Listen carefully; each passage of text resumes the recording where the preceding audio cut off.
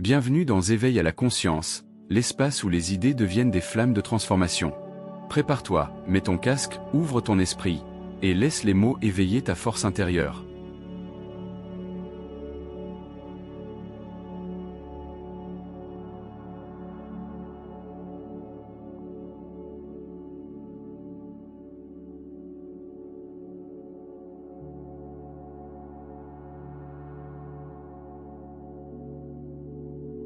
Chapitre 8. La royauté du ciel.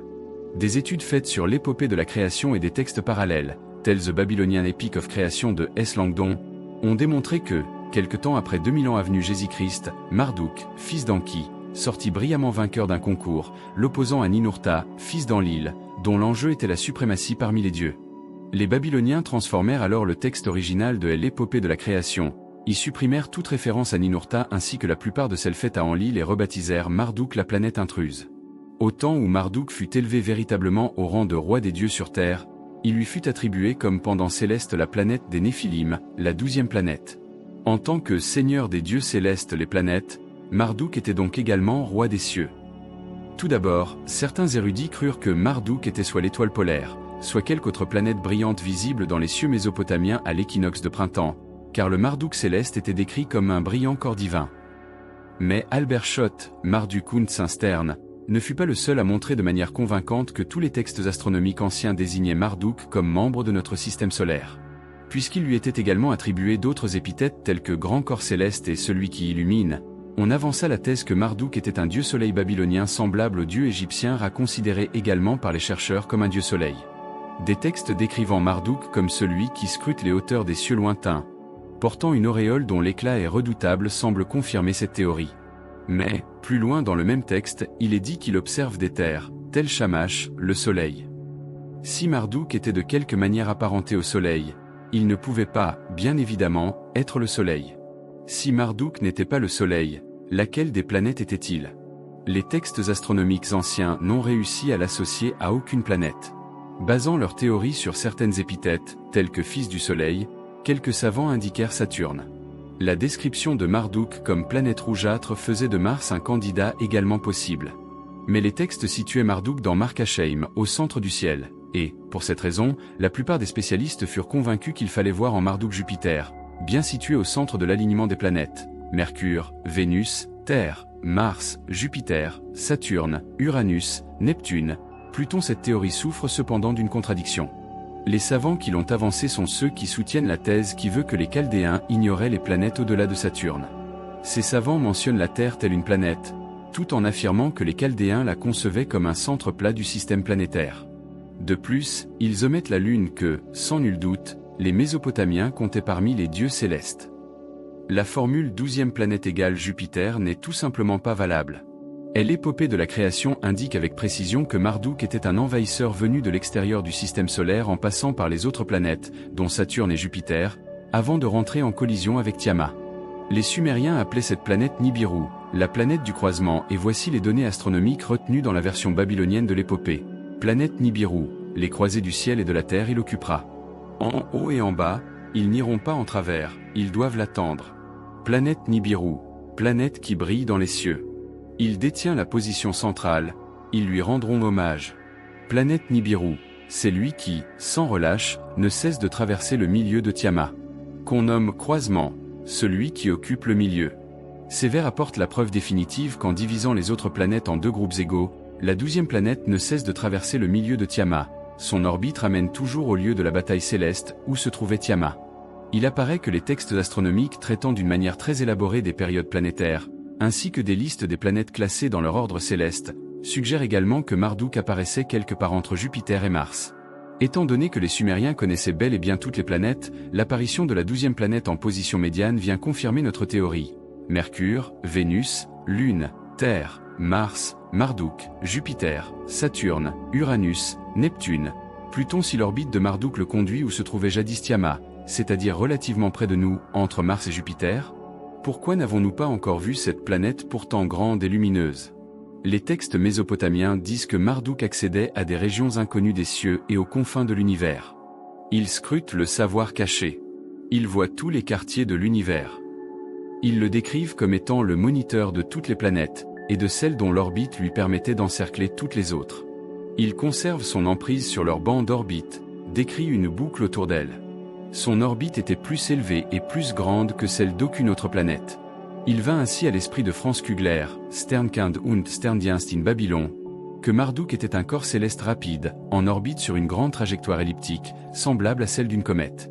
Une telle trajectoire elliptique, centrée sur le Soleil qui est un de ses foyers, a son apogée le point le plus éloigné du Soleil où commence le vol du retour, et un périgée le point le plus proche du Soleil où commence le retour vers l'espace. Deux bases semblables sont effectivement associées à Marduk dans les textes mésopotamiens. Les textes sumériens décrivent la planète partant d'Aen.Our, la base du ciel, vers Point Nun, demeure seigneuriale. L'épopée de la création disait de Marduk: il traversa le ciel et observa les régions. Le Seigneur alors mesura la structure de la profondeur. Chara il prit pour sa demeure la plus vaste. Chara il fit une grande résidence dans le ciel. Il existait ainsi une résidence la plus vaste loin dans les régions profondes de l'espace. L'autre était établie dans le ciel à l'intérieur de la ceinture des astéroïdes entre Mars et Jupiter. Fidèles à l'enseignement de leur aïeul sumérien, Abraham de Hor, les anciens Hébreux associèrent, eux aussi, leur Dieu à la planète suprême. À l'instar des textes mésopotamiens, de nombreux livres de l'Ancien Testament décrivent le Seigneur ayant sa demeure dans les hauteurs du ciel d'où il contemplait les planètes les plus en avant alors qu'elles se levaient. Un Dieu céleste qui, sans être vu, se déplace en un cercle dans les cieux. On trouve dans le livre de Job, suite à la description de la collision céleste, ces vers significatifs qui nous renseignent sur la destination prise par cette planète seigneuriale. Dans la profondeur il délimita une orbite, là où lumière et obscurité se confondent et sa plus lointaine limite. De façon non moins explicite, les psaumes précisent la course majestueuse de la planète. Les cieux illustrent la gloire du Seigneur, le bracelet martelé proclame le travail de sa main. Il surgit comme le marié de la voûte, tel un athlète il se réjouit d'être dans la course. Du fin fond des cieux, il émane, et son circuit est au bout de cela. Reconnue comme étant une grande voyageuse dans les cieux et s'élevant à des hauteurs spectaculaires à son apogée pour redescendre, dans une révérence au ciel à son périgée, la planète était représentée comme un globe ailé. Partout où les archéologues mirent au jour des vestiges de peuples du Proche-Orient, ils trouvèrent le symbole du globe ailé en bonne place. Sur le fronton des temples et des palais, gravé sur les rochers, finement incisé sur les sceaux cylindriques, peint sur les murs. Il accompagnait les rois et les prêtres, dominait leurs trônes, survolait en cercle les lieux de bataille, était sculpté sur leurs chars. Les objets d'argile, de métal, de pierre et de bois étaient ornés de ce symbole. Les souverains de Sumer, d'Akka, de Babylone, d'Assyrie, d'Élam et Urartu, de Mari et Nouzi, de Mitanni et Canaan le vénéraient tous. Les rois hittites, les pharaons égyptiens, les chares perses, tous proclamèrent le symbole et ce qu'il représentait, suprême. Il en fut ainsi pendant des millénaires.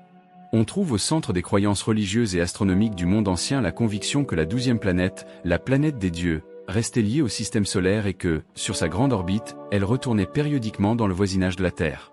Le signe pictographique représentant la 12e planète, la planète du croisement, était une croix. Ce signe cunéiforme signifiant également Anu et divin signifiant également Anu et divin, se transforma dans les langues sémitiques en la lettre Tav. La lettre Tav en langue sémitique signifiant le signe. En effet, tous les peuples de l'Ancien Monde considéraient l'approche périodique de la 12e planète comme un signe de bouleversement, de grands changements et d'ère nouvelle. Les textes mésopotamiens parlent de l'apparition périodique de la planète comme d'un événement attendu, prévisible et observable. La grande planète, à son apparition, rouge vif. Elle divise le ciel en deux et se présente comme Nibiru. La plupart des textes qui traitaient de l'arrivée de la planète étaient des textes de présage annonçant l'effet qu'exercerait l'événement sur la Terre et l'humanité. R. Campbell Thompson, Report of a Magician and Astronomy of Nineveh and Babylon, reproduisit plusieurs de ces textes qui retracent l'avancée de la planète alors qu'elle encerclait la station de Jupiter et arrivait au point de croisement, Nibiru. Quand, depuis la station de Jupiter, la planète passera vers l'ouest, il y aura un temps de vie en sécurité. Une douce paix descendra sur la Terre. Quand depuis la station de Jupiter la planète augmentera en éclat et deviendra Nibiru dans le zodiaque du Cancer, Akka débordera d'abondance, le roi d'Akka deviendra puissant. Quand Nibiru culminera, les terres seront en sécurité, les rois hostiles seront en paix, les dieux recevront des prières et entendront des supplications. On s'attendrait néanmoins à ce que la planète qui approchait provoquât pluie et inondations, comme ses puissants effets de gravitation l'ont démontré. Quand la planète du trône du ciel s'illuminera, il y aura des inondations et des pluies. Quand Nibiru atteindra son périgée, les dieux donneront la paix, les troubles seront dissipés, les complications démêlées. Les pluies et les déluges viendront. Comme les savants mésopotamiens, les prophètes hébreux considéraient que l'époque où la planète se rapprocherait de la Terre et deviendrait visible introduirait une ère nouvelle. Les similitudes entre les présages de paix et de prospérité mésopotamiens qui accompagnaient la planète du trône du ciel, et les prophéties bibliques de paix et de justice qui seraient instaurées sur terre après le jour du Seigneur, apparaissent très bien dans les paroles d'Isaïe, et cela adviendra à la fin des jours. Le Seigneur jugera parmi les nations et blâmera de nombreux peuples. Ils battront le fer de leurs épées pour en faire des socs de charrues et leurs lances pour en faire des crochets à élaguer. Une nation ne lèvera plus le fer contre une autre nation. En opposition avec les bienfaits de l'ère nouvelle succédant au jour du Seigneur, cette journée elle-même était décrite par l'Ancien Testament comme une époque de pluie, d'inondation et de séisme. Si nous pensons que les textes bibliques se référant, comme leur équivalent mésopotamien, au passage d'une grande planète au puissant champ de gravité dans le voisinage de la Terre, on comprend parfaitement les paroles d'Isaïe. Tel le bruit d'une multitude dans les montagnes, un bruit tumultueux comme celui d'un très grand nombre, des royaumes des nations réunis. C'est le Seigneur des armées, commandant une armée à la bataille. Ils viennent de terres lointaines, des confins des cieux. Le Seigneur et ses armes de courroux viennent détruire la terre tout entière. Ainsi, je vais agiter les cieux et la terre sera secouée hors de sa place lorsque le Seigneur des armées traversera, le jour de sa colère enflammée. Pendant que, sur terre, les montagnes fondront, les vallées seront fendues, la rotation axiale de la terre en ressentira aussi l'effet. Le prophète Amos l'avait clairement prédit. Il adviendra en ce jour, dit Dieu le Seigneur, que je provoquerai le coucher du soleil à midi, j'obscurcirai la terre au milieu du jour. En annonçant, voyez, le jour du Seigneur est arrivé, le prophète Zacharie informa le peuple que le phénomène d'arrêt de la rotation de la terre sur son propre axe ne durerait qu'un jour, et il adviendra qu'en ce jour la lumière ne sera plus, il gèlera de manière inhabituelle. Et il y aura un jour, connu du Seigneur, qui ne sera ni jour, ni nuit, quand, à l'heure de la veille, la lumière sera. Au jour du Seigneur, le prophète Joël dit, le soleil et la lune seront obscurcis, les étoiles retiendront leur rayonnement, le soleil reviendra à la noirceur, et la lune sera aussi rouge que le sang. Les textes mésopotamiens exaltaient le rayonnement de la planète et suggéraient que l'on pouvait même l'apercevoir en plein jour, visible au lever du soleil, disparaissant de la vue au coucher du soleil. Un seau cylindrique, trouvé à Nippur, décrit un groupe de laboureurs regardant terrifiés vers le haut alors que la 12e planète, signifiée par le symbole de la croix, est visible dans les cieux. Les peuples anciens, non seulement s'attendaient à l'arrivée périodique de la 12e planète, mais aussi cartographièrent la route de son progrès.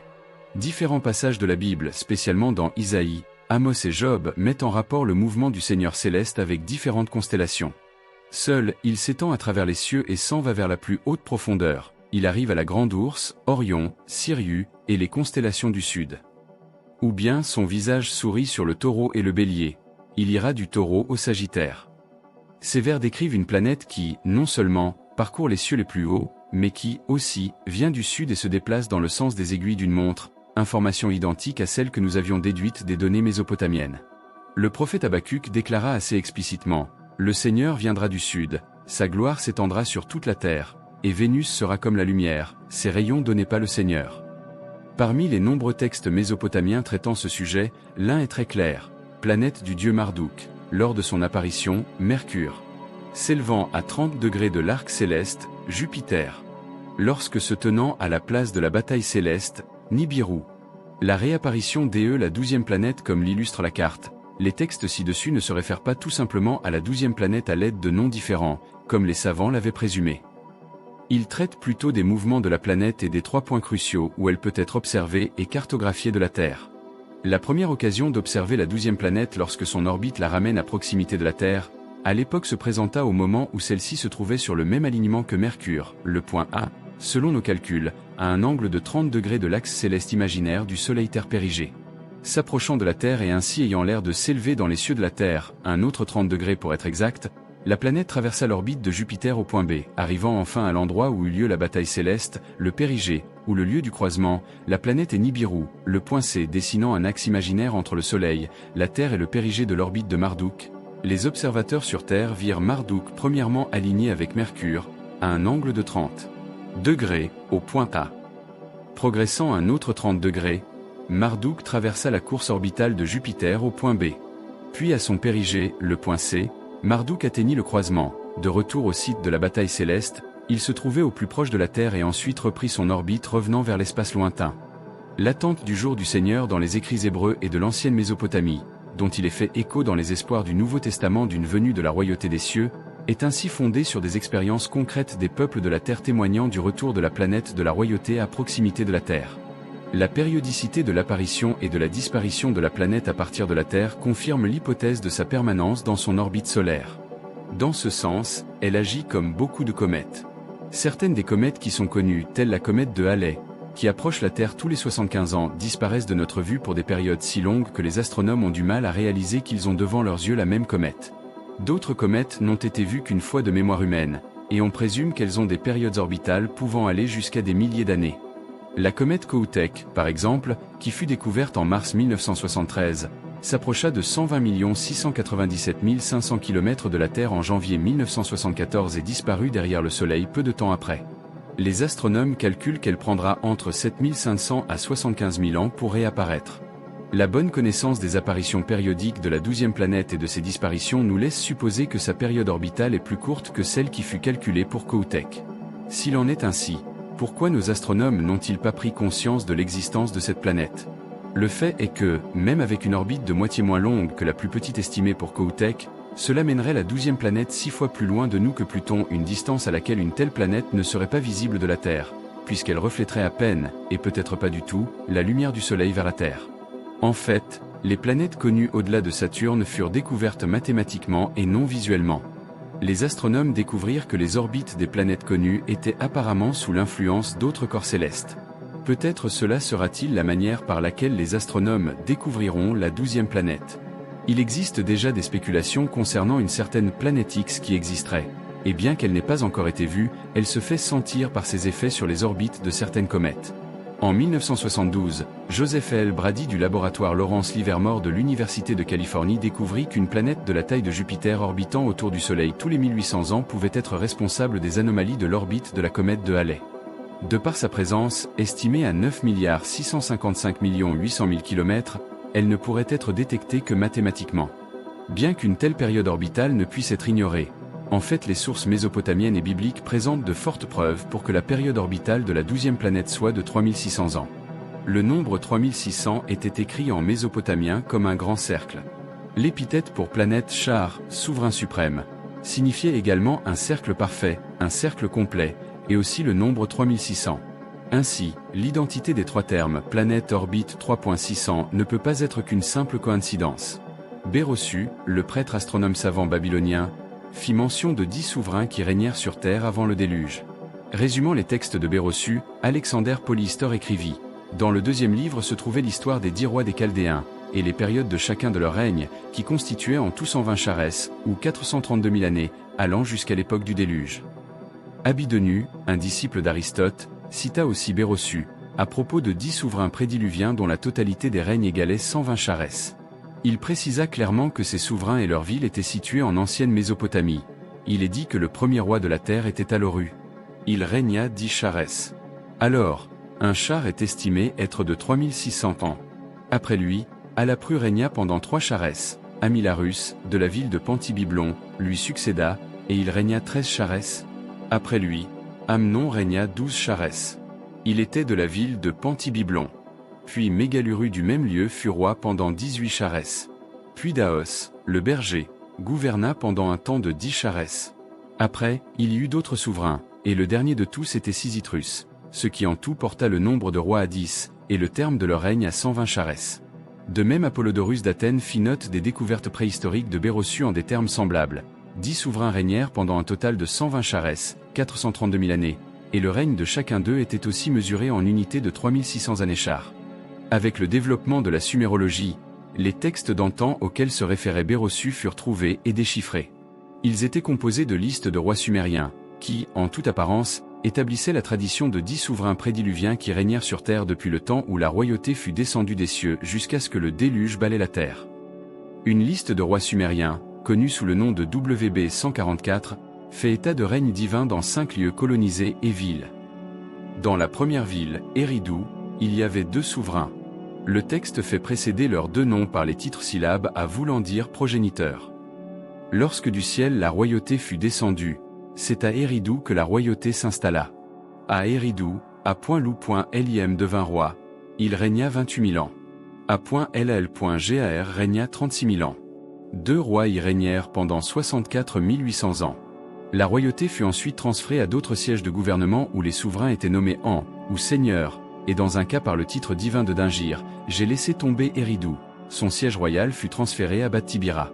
À Bat-Tibira, en.lou.en.n régna 43 200 ans. en.men.gal.en.n régna 28 200 ans.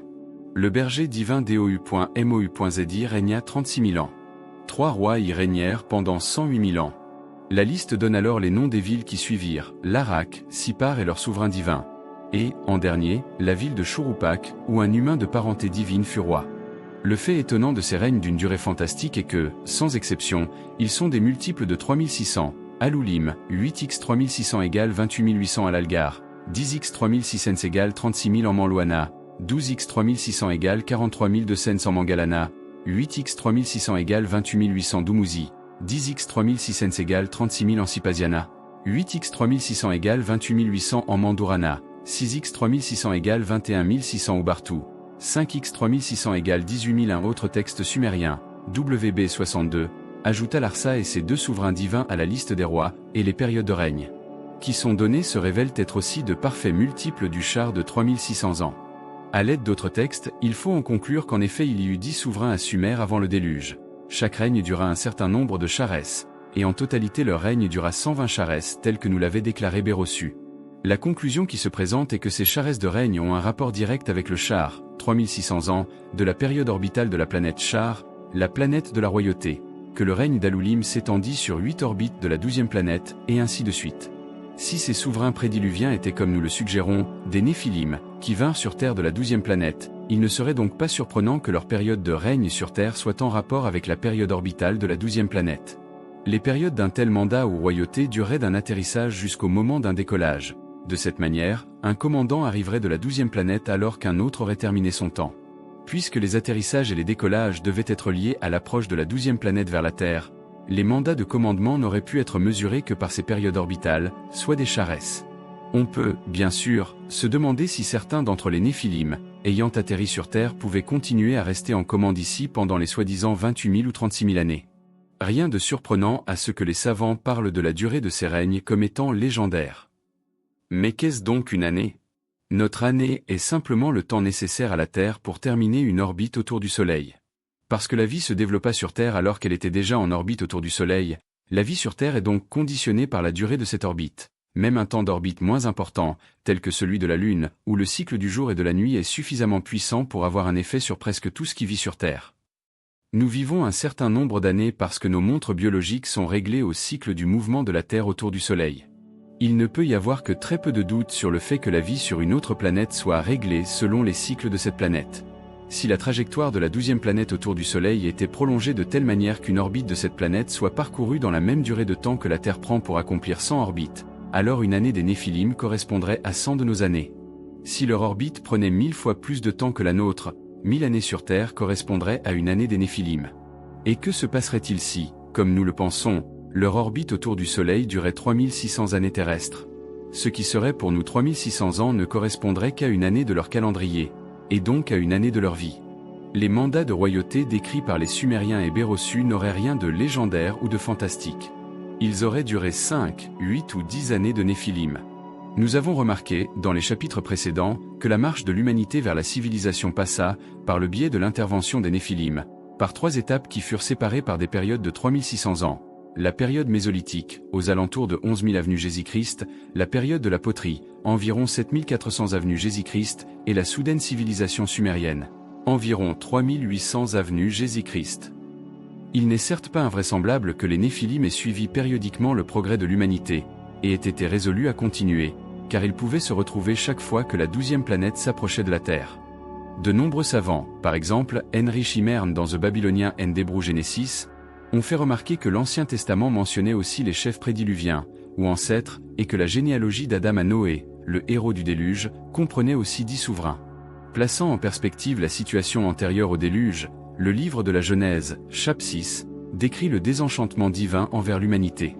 Et le Seigneur se repentit d'avoir créé l'homme sur terre, et le Seigneur dit, « Je vais détruire l'homme que j'ai créé. » Et le Seigneur dit, « Mon esprit ne protégera pas l'homme à tout jamais. Ayant péché, il n'est que chair. Et ses jours furent de 120 années. Des générations d'érudits ont lu les vers et ses jours seront de 120 années comme si Dieu accordait à l'homme une vie de 120 ans. Mais cela n'a aucun sens. Si le texte se rapportait à l'intention de Dieu de détruire l'humanité, pourquoi simultanément offrirait-il à l'homme une longue vie? À peine le déluge s'était-il apaisé, nous remarquons que Noé vécut bien plus que la prétendue limite de 120 années, comme le firent ses descendants Shem, 600, Arpachshad, 438, Shelah, 433, ainsi de suite.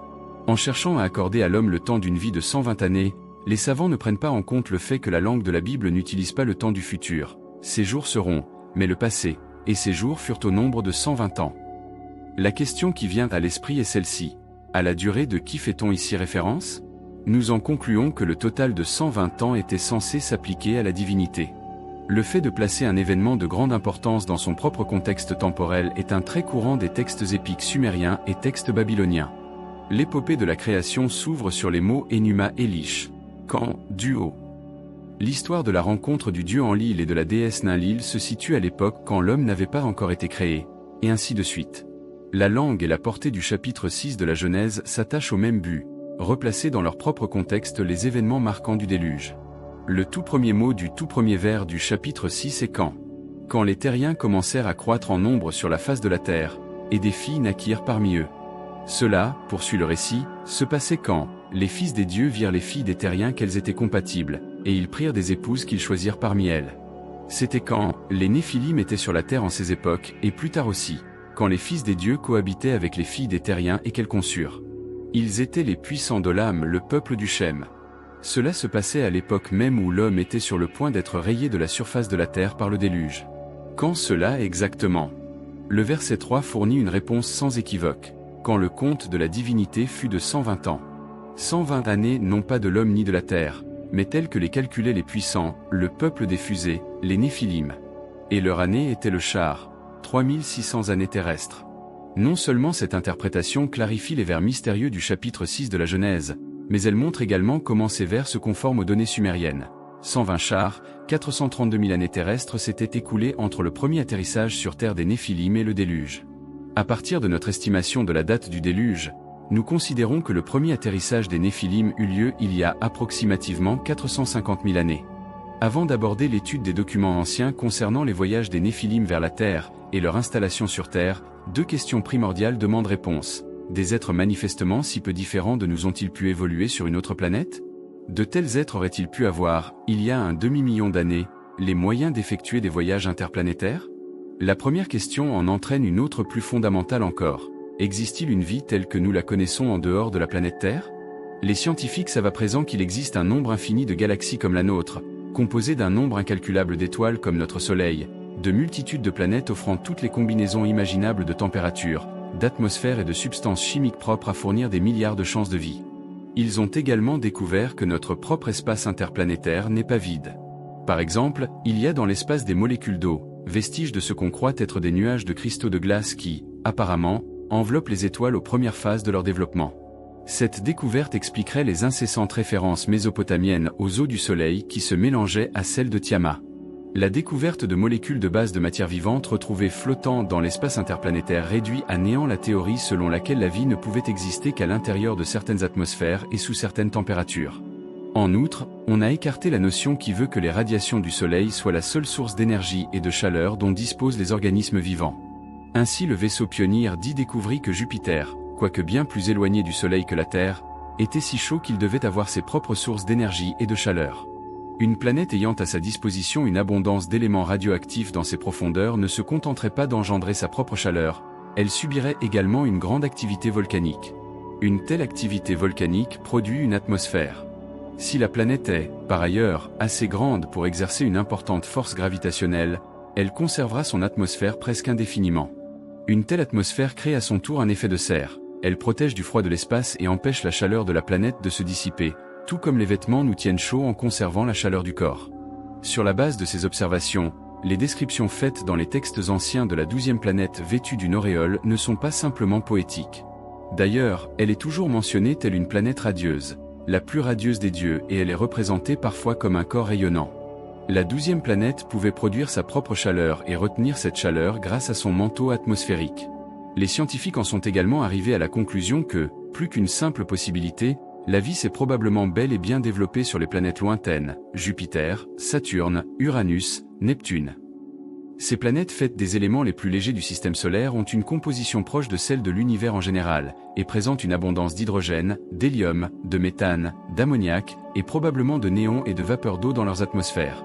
Tous ces éléments sont indispensables à la production de molécules organiques.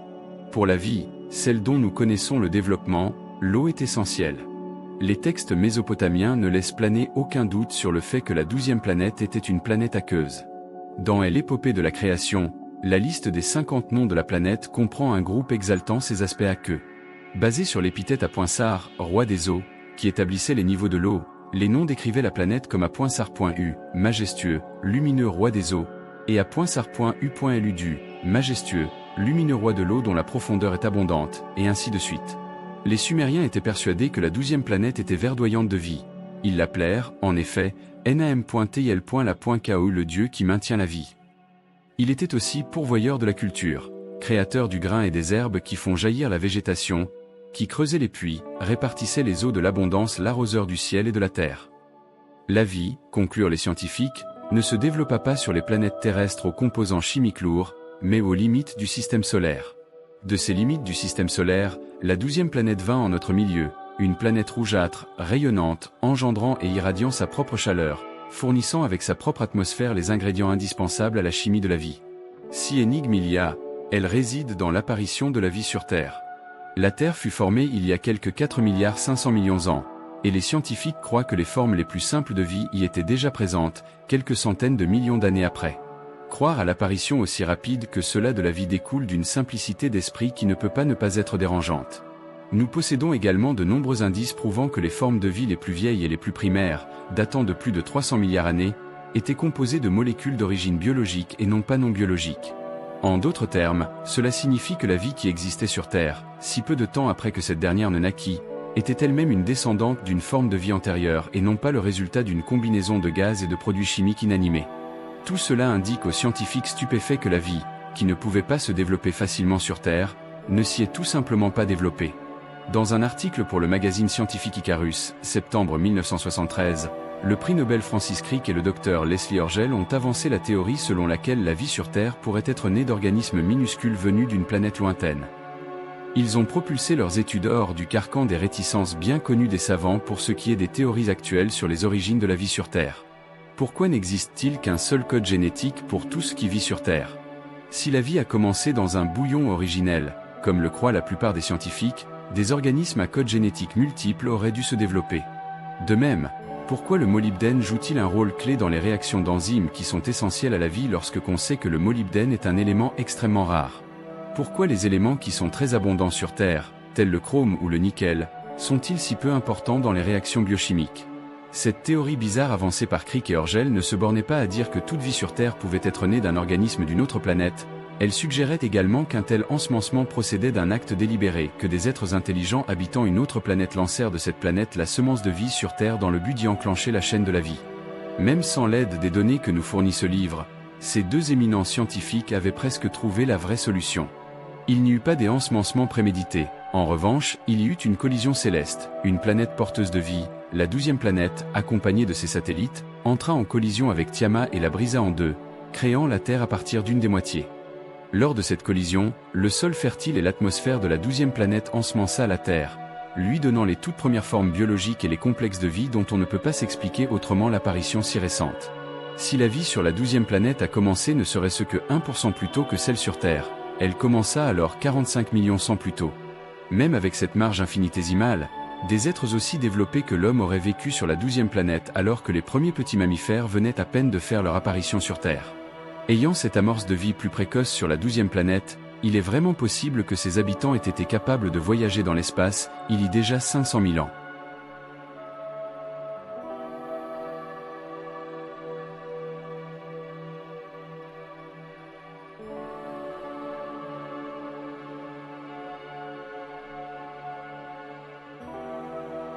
Merci d'avoir voyagé avec moi à travers les mystères du cosmos et les mémoires oubliées de l'humanité. Si ce savoir t'a touché, élargi ton regard ou éveillé une question, alors notre mission est accomplie.